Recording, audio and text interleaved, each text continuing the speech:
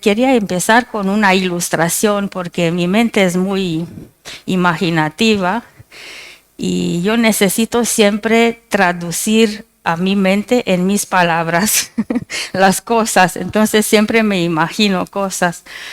Y referente al sermón de hoy, me estaba imaginando a dos personas que se conocen a través de las redes sociales. Pero supongamos que son redes donde no se pone la foto de la persona, ¿no? Entonces se van conociendo por hablar y intercambiar ideas. Y en la medida que están hablando, se conocen mejor. Y una de esas personas entra en esa relación de amistad, entra con todo corazón abierto, sincera para presentarse tal como es, abierta a conocer cualquier persona, sea como sea, estaba dispuesta a aceptar la persona tal como es, sin juzgar, sin hacer caso de algún error que pueda encontrar, ¿no? Totalmente abierta y entra en esa relación. Y en cambio, la otra persona entra con expectativas grandes. Ella estaba buscando a una persona conforme a su ideal. Estaba buscando la pareja ideal y estaba dispuesta a ver todo lo bueno que una persona tiene conforme a sus criterios. Entonces, ellos hablan y hablan sobre varios temas de la vida de una de otra y mientras están hablando se están enamorando uno de otro. Y entonces llega un día cuando deciden que llegó el momento a conocerse en persona, ¿no? Y se fijan una cita para encontrarse en tal lugar a tal hora. Y esa persona que es la más sincera de todos, de más abierta, dice, mira, yo estaré ahí esperándote, me reconocerás por... y da sus características. Y la otra persona va y mira y no lo ve y no lo ve, lo está buscando y no lo ve y pasa al lado de su querido y no lo reconoce. Y él le habla y le dice, soy yo, no me reconoces, mira, te he dado estos detalles, no lo ves. No, perdón, pero no, me estás engañando, estoy buscando a otro. Y así está pasando por el gran amor de su vida, porque en su mente se había creado una imagen idealista de una persona que no existe. Y así me explico yo qué pasó con el pueblo de Israel cuando por fin el deseado de toda la gente llegó, vino a los suyos, dice Juan en su evangelio, vino a los suyos y los suyos no lo recibieron, no lo reconocieron.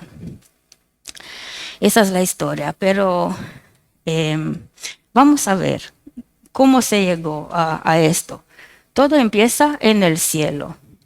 En el cielo donde Dios había creado un mundo perfecto, lleno de paz y de armonía y de amor y de bondad.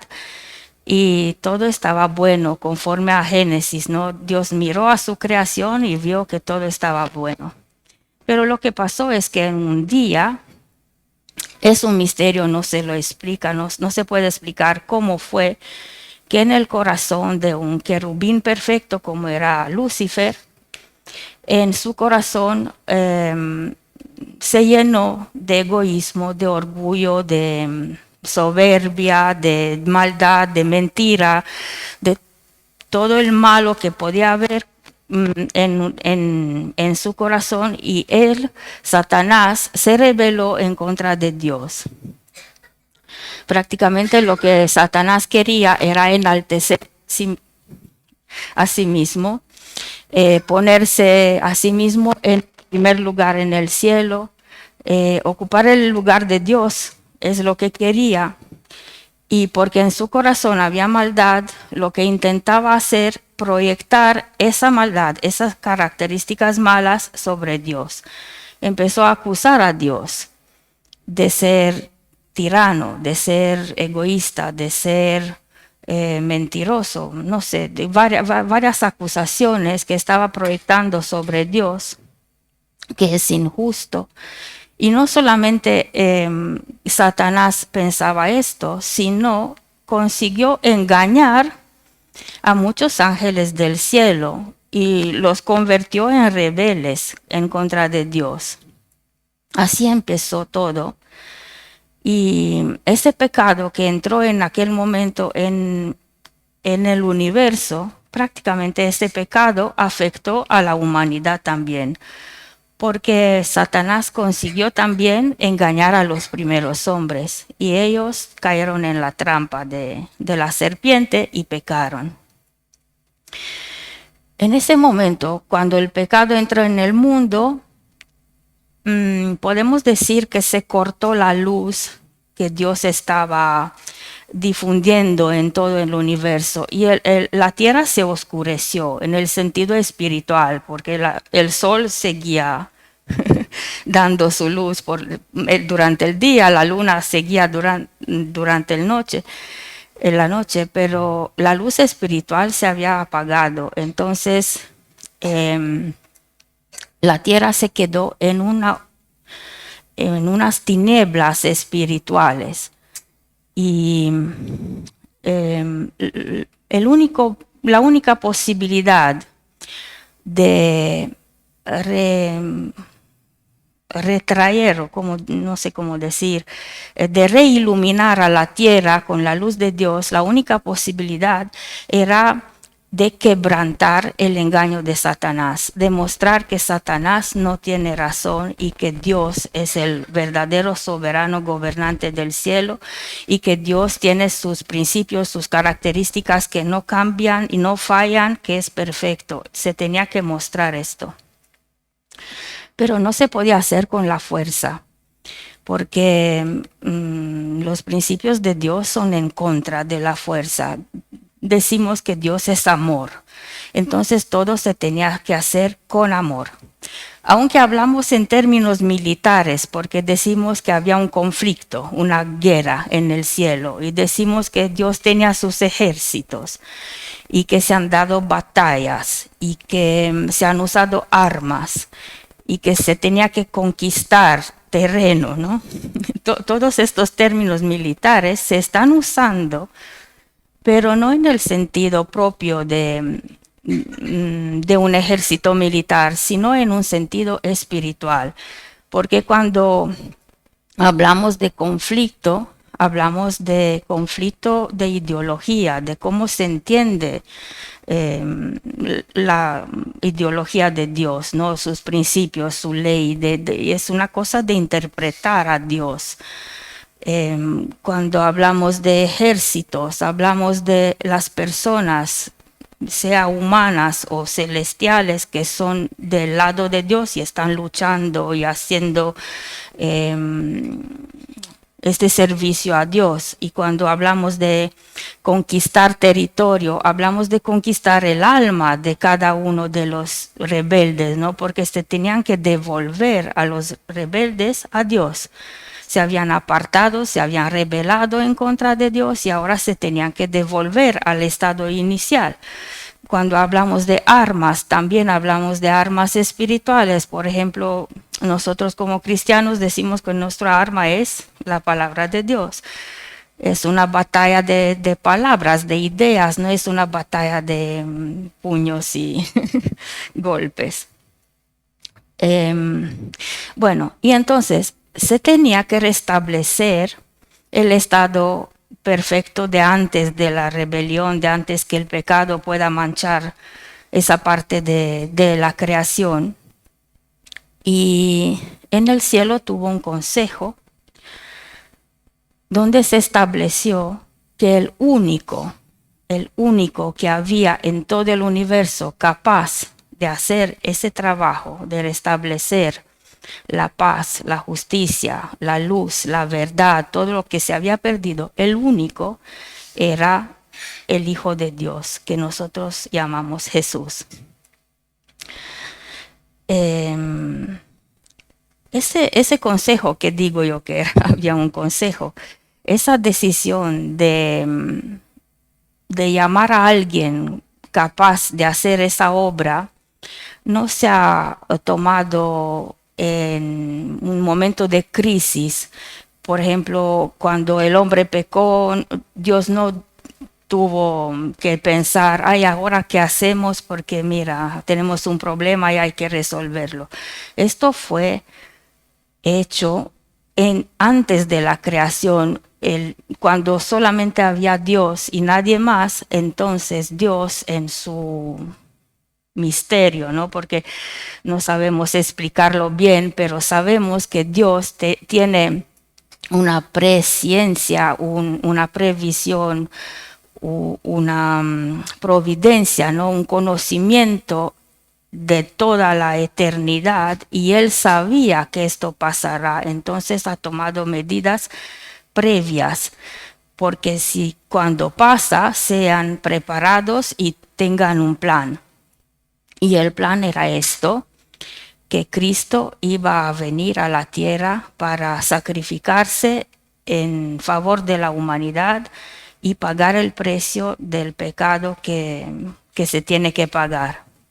Y todo esto fue por amor, con amor y a través del amor, porque tanto amó Dios al mundo, que dio su Hijo unigénito para que si uno crea en Él sea salvo, ¿no? Y que no perezca. Y este es el plan de Dios, que se ha concebido en el cielo desde el principio, sabiendo que llegará el momento. Cuando Adán y Eva pecaron en el Edén, cuando cayeron en la trampa de Satanás, pues en ese momento Dios les dio la promesa de un Salvador.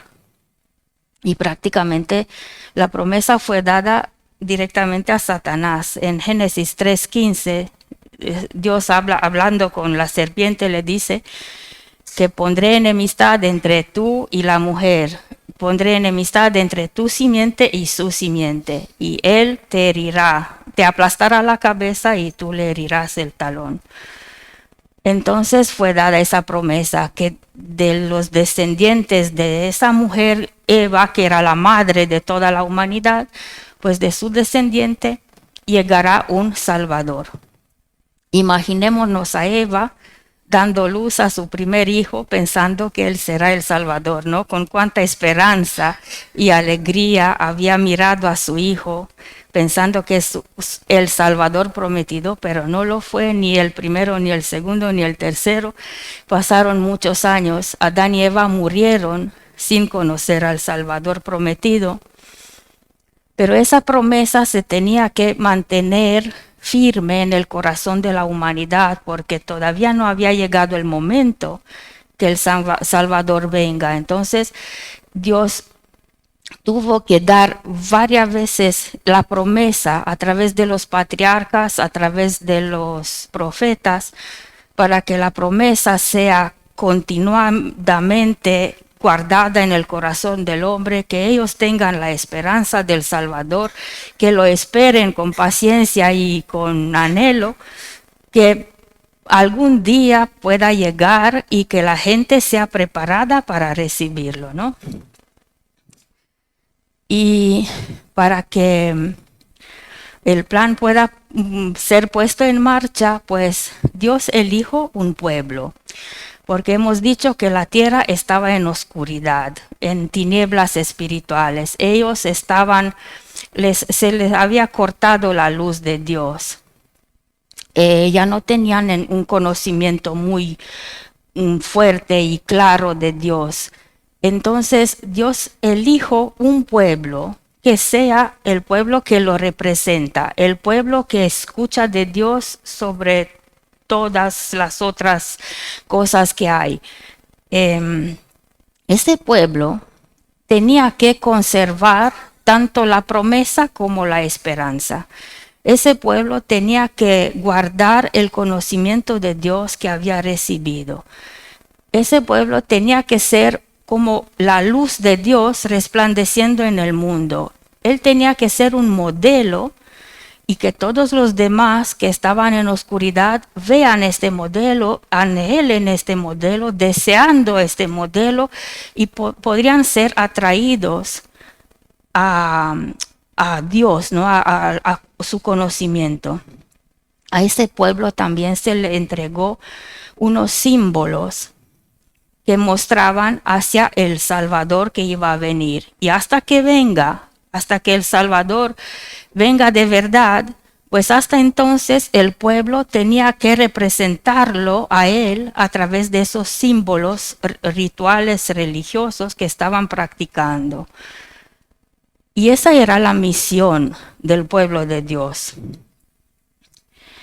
Tenían que mantener la ley de Dios, los mandamientos de Dios, la verdad de Dios, conocimiento de Dios, luz de Dios, todo que era de Dios estaba ofrecido a ese pueblo pequeño e insignificante, pero de mucho poder y de mucha importancia. Y entonces Dios también estableció un linaje de personas que descendían directamente de Adán y Eva, mejor dicho, de Set, que fue el siguiente hijo que nació y que guardó la fe de Dios. Sabemos que los primeros dos, Caín y Abel, uno murió y el otro se rebeló. Bueno, y entonces a partir de Set, siguiendo generación con generación, Dios estableció este linaje a través de de Abraham y de la descendencia de Abraham, y ha prometido que de esa descendencia llegará un día el Salvador. Entonces el pueblo se fijó mucho en esos detalles, que el Salvador que estaban esperando tiene que ser del linaje de Abraham, que tiene que ser así, así, así. Y Dios estaba comunicando siempre con su pueblo y les estaba enviando profetas para dirigir al pueblo, para advertir al pueblo, para conducir al pueblo. Pero la promesa se estaba, o como decir, no se estaba cumpliendo, ¿no? Pasaban años y años y el pueblo esperando y la promesa no se estaba cumpliendo. Llegó un momento cuando las voces de los profetas cesaron. Sabemos que hay como unos 400 años entre el último profeta y la llegada de Jesús. Dios dejó de hablar porque todo lo que tenía que decir había dicho con los profetas anteriores. Entonces, en esos tiempos, por la falta de luz, por la falta de mensajes directos de Dios a través de los profetas, pues la esperanza empezó a apagarse y muchos dejaron de esperar o tenían dudas. Incluso hay un versículo en Ezequiel 12:22 que dice que el pueblo estaba diciendo, se cumple el tiempo, pero no la visión. Empezaron a perder la esperanza. Entonces, obviamente, se nace la idea que la promesa de Dios no se está cumpliendo, está tardando, ¿no? Pero sabemos que en Dios no hay ni premura ni demora. Dios siempre está cumpliendo sus promesas a un tiempo bien establecido. Y esa promesa se cumplió, ¿no? El Salvador vino a su momento más adecuado. Dios en su sabiduría sabe por qué en este momento y no en otro. Dios sabe por qué se tuvo que esperar tanto tiempo para la llegada del Salvador. Lo que se ha estudiado y lo que se ha analizado fue que el momento era lo más adecuado porque en esos tiempos, de un lado, tenemos el pueblo de Dios, el pueblo de Israel, que se está alejando de Dios, se está alejando de sus mandamientos, de sus principios, de toda la enseñanza, se está cerrando en un fanatismo religioso. Estaba construyendo unos muros que los aislaban del mundo exterior. Y el prometido, el Salvador prometido, tenía que venir para todos. Y ellos esto no lo habían entendido, pensaban que viene solamente para el pueblo elegido. Entonces Dios fijó la llegada del Salvador en un momento cuando, aunque el pueblo de Israel estaba muy cerrado y muy exclusivo, en cambio el mapa mundial estaba cambiándose porque había el Imperio Romano que había conquistado muchos países.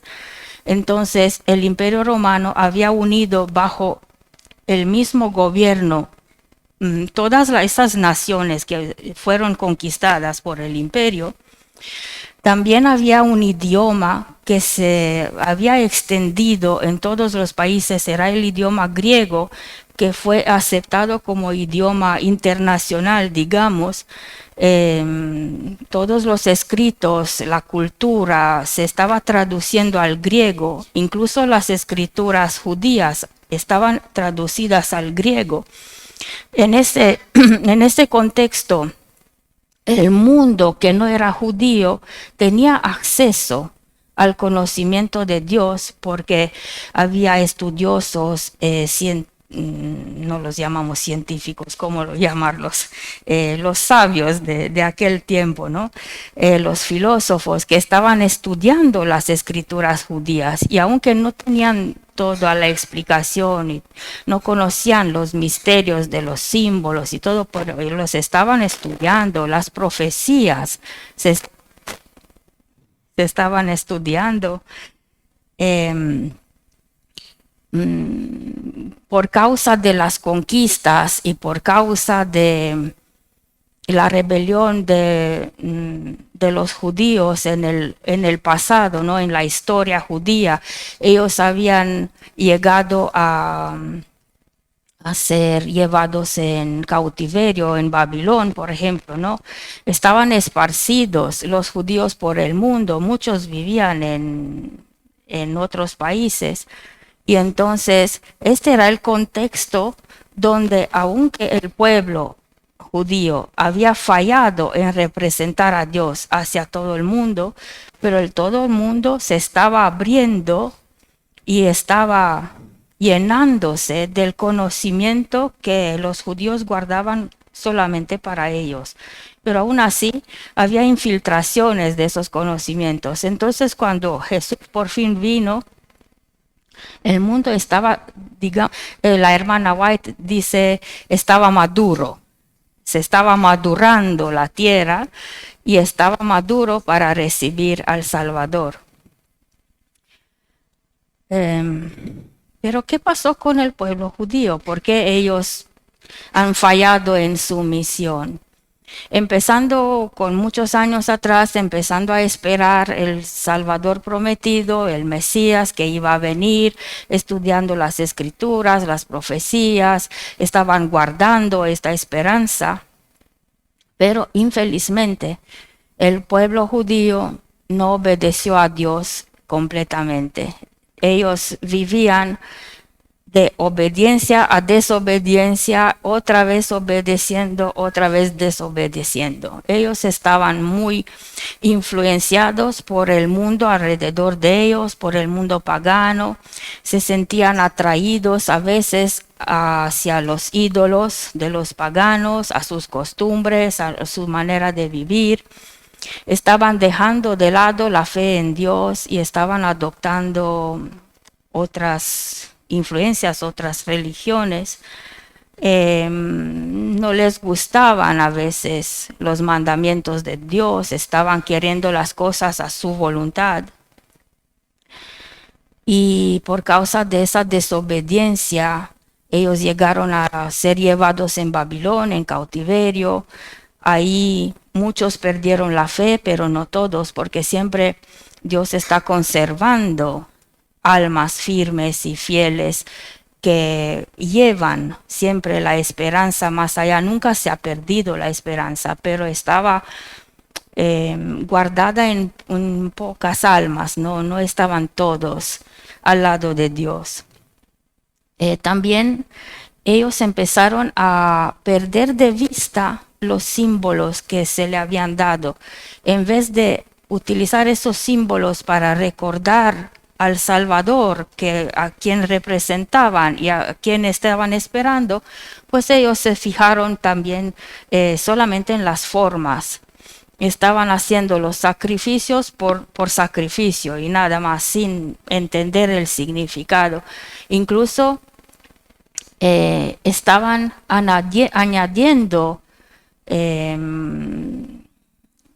más reglamentaciones, estaban añadiendo cosas al ritual que se le había dado, porque en la medida que se alejaban de Dios, su corazón estaba más y más vacío. Sentían una necesidad espiritual que no se podía llenar. Y entonces, en su esfuerzo de llenar sus corazones, añadían más y más obligaciones, digamos, hasta que el pueblo llegó a ser muy pesado en los rituales, en las tradiciones, en las formas. Incluso medían su santidad en el número de ceremonias que estaban haciendo, ¿no? Más ceremonias, más santos somos. Ellos empezaron a valorar cosas exteriores y se alejaban más del interior, del corazón. Estaban haciendo todo para que sean vistos. Y la vida espiritual llegó a ser una vida de formalismo. Entonces, en esas condiciones, su corazón ya no estaba preparado para recibir al Salvador que dicen ellos que estaban esperando, pero vamos a ver que de verdad estaban esperando a alguien más.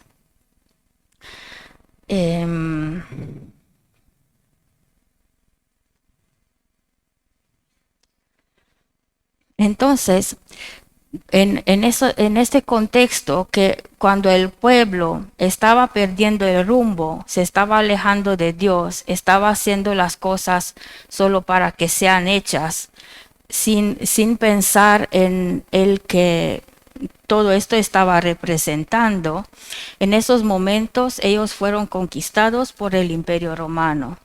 Y además de sentirse agobiados por los rituales, por las obligaciones, por todo este camino religioso que tenían que pasar cada día, empezaron también a sentir el peso de quitarse el sentido de nacionalidad, porque ellos ya tenían que obedecer a los romanos, ya no podían tener sus cosas nacionales, y el corazón de ellos empezó a llenarse de un odio hacia los romanos.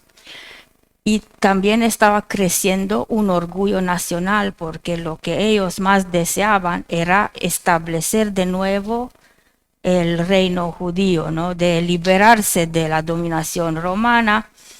El espíritu estaba apagado, la gente estaba bajo un peso muy grande, también religioso, también político, también económico. El corazón empezó a corromperse. Los sacerdotes, por ejemplo, ya no se elegían como antes, sino el gobierno romano daba posibilidad que uno se compre la posición de sacerdote. El corazón empezó a endurecerse y la mente perdió la vista espiritual, estaban fijados todo en lo material, en lo terrenal. Este era el contexto cuando nació el Salvador.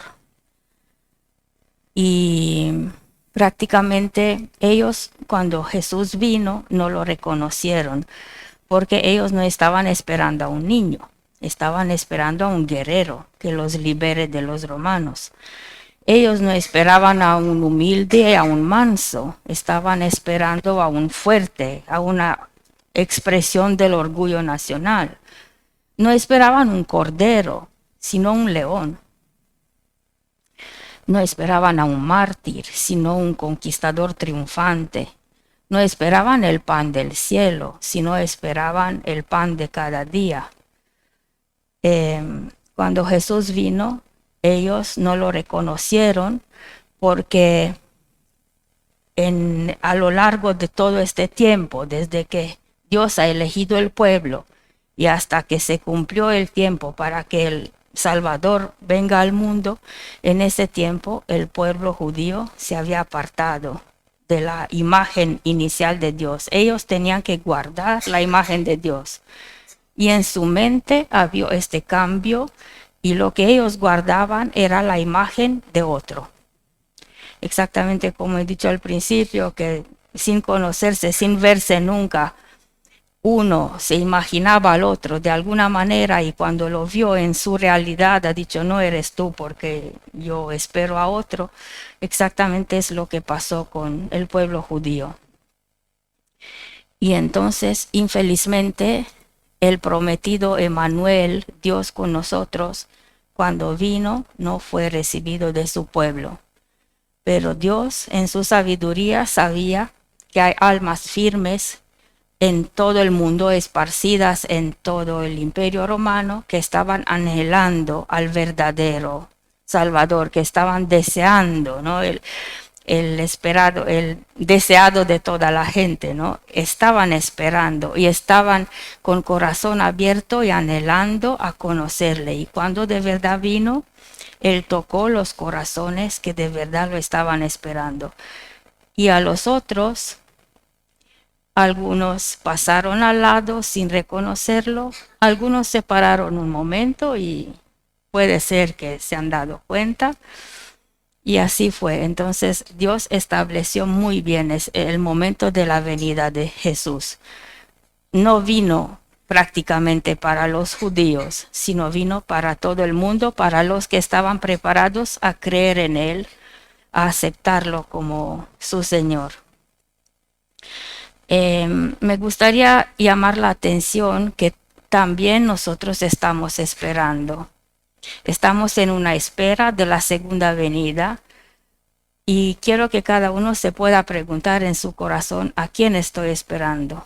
Estoy esperando a Jesús verdadero, el que está profetizado en las Escrituras, el que está descrito ahí, ¿no? Para que lo podamos reconocer cuando viene, o estamos esperando a una imagen de nuestra mente y cuando venga no lo podemos reconocer.